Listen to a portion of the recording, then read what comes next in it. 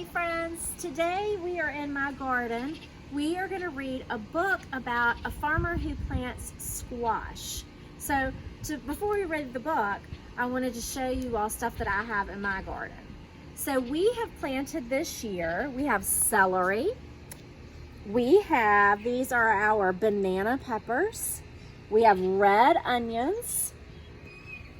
We have 3 different types of tomatoes here. And then back in this garden, we have, let's see, this is our zucchini squash, our cucumbers, we have cucumbers here, more onions, and then this is our squash, and then we've also planted an eggplant. Now we planted this stuff, it's May, we planted this in April, but we won't start to see the food until June. We've also planted some carrots. I think the carrots are like right here. The carrots are in the other ones, okay. We are getting some flowers, and you can see that's where the tomatoes are gonna grow. We have some baby tomatoes right here. I don't know if you can see them, they're really small.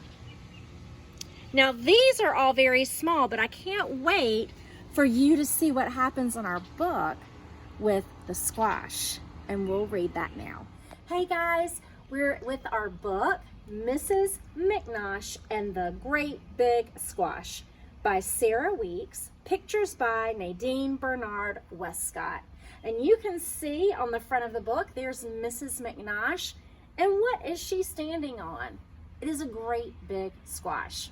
So in this book, we are going to hear rhyming words on each page. I want you to really listen for the rhyming words. Remember, rhyming words sound the same at the end, like cat, bat. They both have the at sound at the end. Rhyming words may not always look the same at the end, but you hear the sounds and they sound the same. So let's start reading our book. And this is a fun big book that we like to read at school. Okay, so the first page in our book, it says who is in the story, and what do we call that person that's in the story that the story is about? It's the character. So we see that our character is Mrs. McNosh. On this page, it says where does the story happen, and what do we call that? Where the story takes place. We call that the setting. So you can see from the picture, this story will take place in a vegetable garden. I don't think we've read a book where we have the setting as a vegetable garden.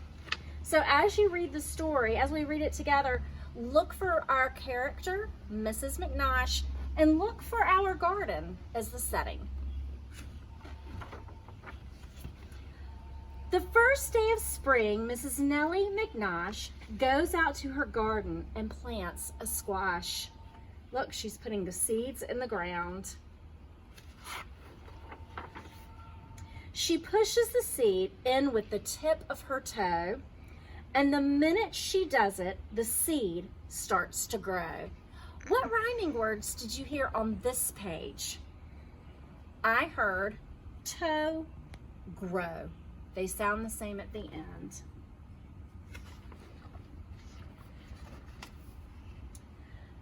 At first, it is round, as big as a head. In fact, it looks just like the paper boy, Fred. There's Fred and his round head. And then there's the squash. And you can kind of see a happy face on the squash. Now the rhyming words on this page, head, Fred. They sound just the same at the end. And look at how big that squash is. Then it turns yellow and bumpy and fat. It rolls from the garden and flattens the cat. Look at the cat's face. How do you think the cat feels? Do you think the squash is heavy? The rhyming words are fat, cat. It knocks over trash cans and runs over toes. It twists up the sprinkler and plugs up the hose. There's the hose. Now in this paragraph, what words rhyme? Toes, hose. It rolls through the clothesline and smashes the fence, scaring the pants off of two elderly gents.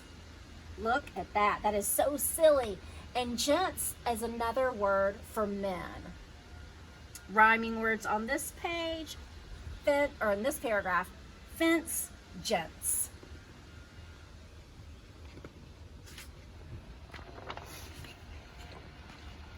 Poor Nellie is worried.